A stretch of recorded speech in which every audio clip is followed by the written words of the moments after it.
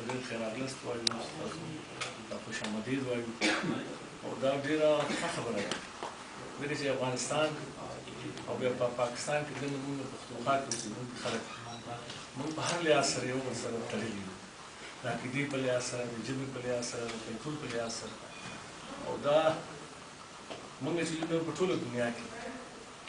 د آمو د دریاب نه راوالې تر هغه چمن او ګلستان پورې ټول پښتانه موږ 80 میلیونه کام یو. دا جدا خبره تاسو د افغانستان شهریان یو، موږ د پاکستان یو، خو د دې باوجود هم موږ یو بل سره ډېر مضبوط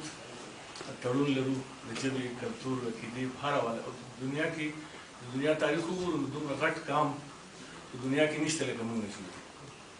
خو د بله مرغه دلته کې په پاکستان کې همیشه دا کوشش شوی دی چې د افغانستان خلک او د افغانستان وطن او د افغانستان ملت موږ همیشه چې کوم خپله یو پنځمه صوبه ګڼلې ده او دا رسم او دا رواج اوس چې کوم په ختمېدو دی او موږ په دې هم ډېر خوشحاله یو چې د پښتنو په ټوله دنیا کې واحد ریاست، جمهوري ریاست او د هغې مشر یو ډېر لیکلی، ډېر لوستی، ډېر پوهه او ډېر غښتلی مشر، ولسمشر چې دی، ستاسو هم ولسمشر دی، زموږ هم ولسمشر دی، ډاکټر اشرف غني. هغه نه زموږ هم ډېر زیات امیدونه دي د دې ځای د پښتنو چې د پاکستان او د افغانستان تر منځ چې دا کوم خراب صورتحال و د دې ټیټ کولو کې زموږ مشر آفتاب احمد خان شیرپا د ډېرو وختونو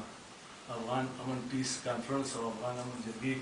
د تېرو 12 کالونو انشاءالله تعالی چې موږ او تاسو په یو بل سره ډېر رانږدې کېږو ځکه چې موږ د دنیا ټول طاقتونه سره د توپو، سره د ټینکونو، سره د ډالرو زموږ په وطن کې د تېرو ډېرو کلونو نه پراته دي او زموږ وطن د ټولې دنیا د دلچسپۍ مرکز دی.